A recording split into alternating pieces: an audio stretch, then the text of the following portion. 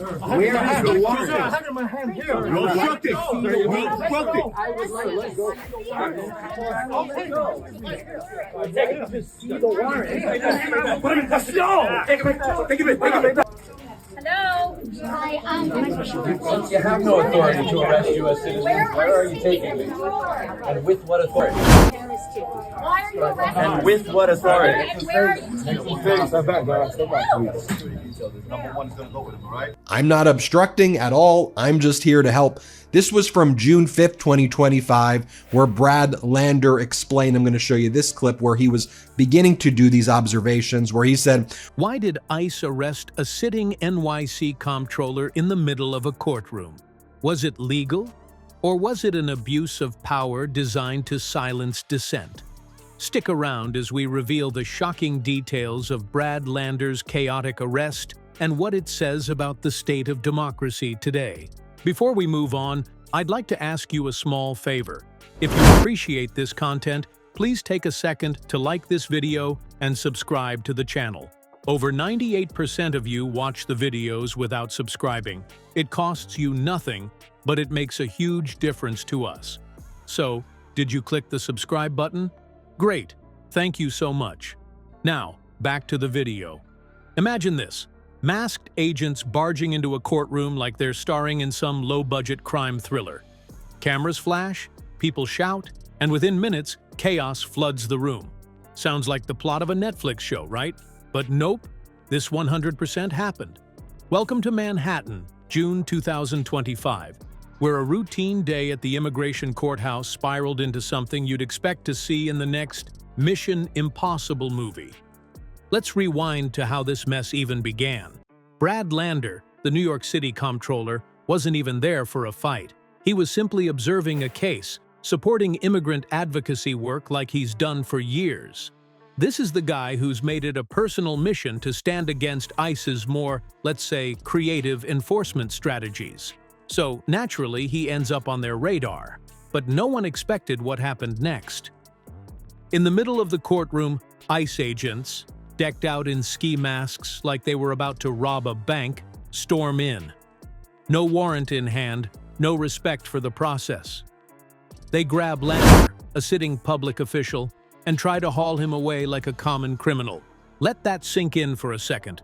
No warrant, none. When Lander's wife, Meg Barnett, stepped up to challenge them, she wasn't just being the supportive partner. She was pointing out something essential. This wasn't just out of line, it was illegal. She basically shouted, "Since when did ICE get to ignore due process?" You don't have to. I'm not obstructing. I'm standing right here in the hallway. I asked to see the judicial warrant. By asking for a judicial warrant? Now subjected to expedited removal, he expected to be arrested by ICE outside. Luckily, they made it home. We can't be a city that tears families apart. I want to show you this clip, but note what he's saying they're doing. What I saw at immigration court this morning is unfathomably cruel, he posted back on June 5th. The judge dismissed several cases, including that of a dad and his 2-year-old son. Witnesses say the agents didn't seem to care. It was like they had one job: make an example out of Lander and figure out the legal mess later. It was clumsy, it was chaotic, and frankly, it looked desperate. The whole thing was so cartoonishly over the top that even people in the room couldn't believe what they were seeing. One witness described it as like watching amateurs rehearse a bad school play. And while that's a funny image, the reality is anything but. Lander doesn't even fit ICE's usual profile. He wasn't there on immigration charges. The man was literally just sitting in the audience being a comptroller. So, what gives? Was this about enforcing the law, or was it something else entirely? Here's where it all starts clicking. Lander isn't just some guy with a cushy job title. He's one of the most vocal critics of ICE in New York. Over the years, he's basically become symbolic of the fight to resist ICE's aggressive overreach in immigrant communities. He's called them out for targeting courthouses, abusing their authority, and sowing fear in vulnerable populations. This wasn't just a grab-and-go operation. It was a billboard for intimidation, a statement to anyone watching: speak out, and you could be next. The absurdity and danger of it all became even clearer as questions started piling up. Why Lander? Why now? And why resort to such a sloppy theatrical display? These weren't rogue agents stumbling into the wrong room. This felt planned. A high-profile official like Lander, with cameras rolling and reporters hanging around, makes for a perfect headline. And the message behind that headline? Loud and clear. If we can do this to someone like him, imagine what we can do to the rest of you. And that's why this incident matters so much. This wasn't just a bad day for Brad Lander. This moment put a spotlight on how easily power can be manipulated into a tool of fear.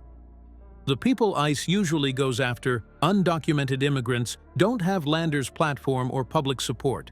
The goal, it seems, wasn't just to detain one man, but to warn everyone else fighting their policies. Tread carefully, or you'll face the same humiliation. But it's not just about intimidation, it's the precedent this sets. If officials can be stormed and snatched in a courthouse, a supposed safe haven for justice, it raises an alarming question. What's next? How safe are ordinary people when even the higher-ups are subjected to this kind of power play? A courthouse should symbolize the rule of law, but here it felt more like a stage for flexing unchecked authority. What happened to Brad Lander wasn't random. It was carefully curated chaos, and while it might feel like one shocking event, it's part of a bigger picture we're about to dive even deeper into. Stick around. This was just the first act in a much larger, much uglier story.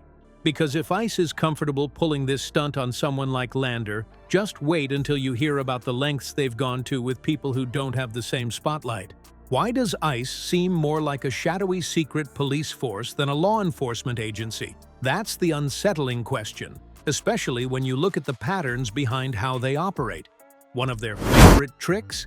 Hanging around courthouses. Individuals go in expecting justice, maybe even relief, and instead, they're ambushed outside the building.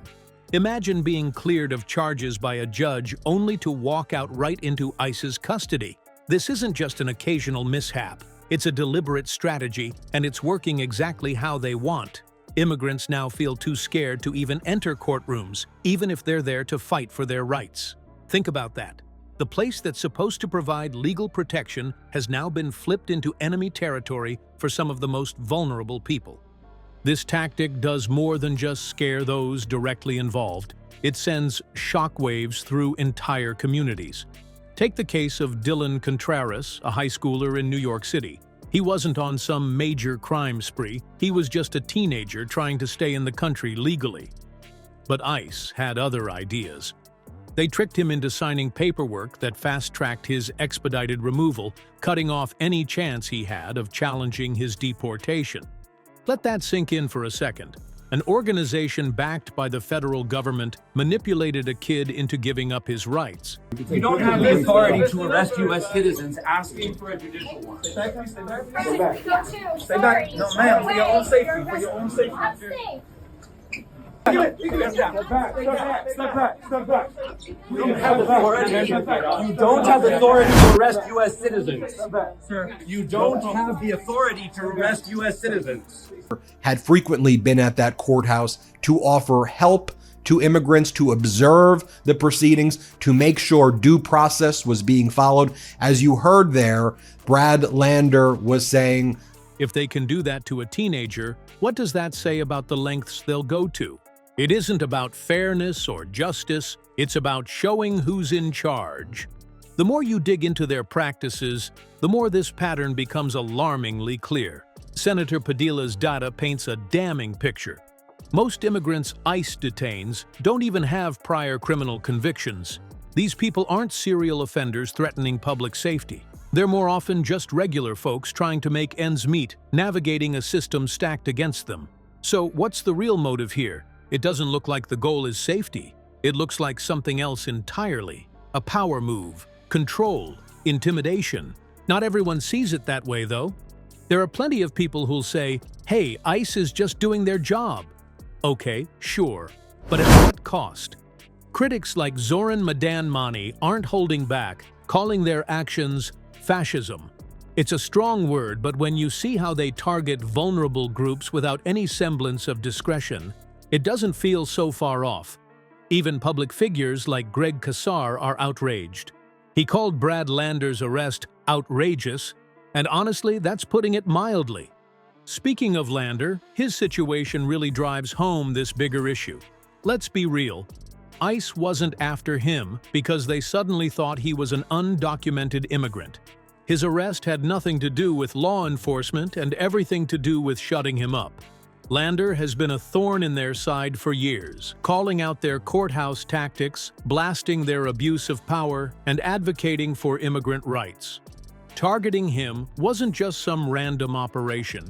It was a calculated way to send a message. The message is scary. If we can get someone like him, imagine how easy it is to come for the rest of you. And that's where the ripple effect kicks in. It's not just about public officials or high-profile critics. When ICE pulls a stunt like this, they're not just intimidating one person. They're scaring every advocate, lawyer, family member, and even neighbor who might dare to stand up against them. It's meant to make people second-guess speaking out or offering help. Because what if you're next? What if showing up for someone else gets you caught up in the same nightmare? This strategy is methodical. Arresting someone like Lander in a packed courtroom with cameras everywhere isn't just an arrest, it's a spectacle. It's designed to humiliate and distract. The public outrage focuses on the boldness of it all while the deeper function of intimidation goes unchecked. It's like a two-for-one deal. Scare people into silence while creating enough noise to keep everyone looking the other way. Then there's the broader lack of oversight. Once ICE gets someone in custody, what happens next is often cloaked in mystery. As Senator Padilla has pointed out, this black box of zero accountability allows abuses to thrive. Who's looking to make sure the system isn't being weaponized against innocent people or those simply seeking legal help? Spoiler alert, no one. And that's just how ICE seems to like it. They operate in the shadows while keeping critics in check with public stunts like the one they pulled with Lander. But this crackdown isn't just a warning, it's a spotlight on the fragility of our democratic systems. If a public official can't even sit in a courtroom without being targeted, what does that mean for everyone else? What's left of accountability when those in power bend or outright break the rules to silence opposition? It's a grim thought, but one we can't afford to ignore. Because if this is the new normal, the basic idea of justice might be on its way out. If democracy means anything, it's that nobody should be above the law or below its protection. But when power goes unchecked, chaos like this becomes the norm. Arresting Brad Lander wasn't just a flex, it was a warning. And here's the kicker: unchecked power thrives in darkness. Staying silent only makes that darkness grow. So, what now? Stay informed, question authority, demand transparency. Defending the vulnerable doesn't just protect them, it safeguards us. If ICE can snatch a comptroller in front of cameras, imagine what's happening away from the spotlight. Don't let this slide. Be part of the push for accountability.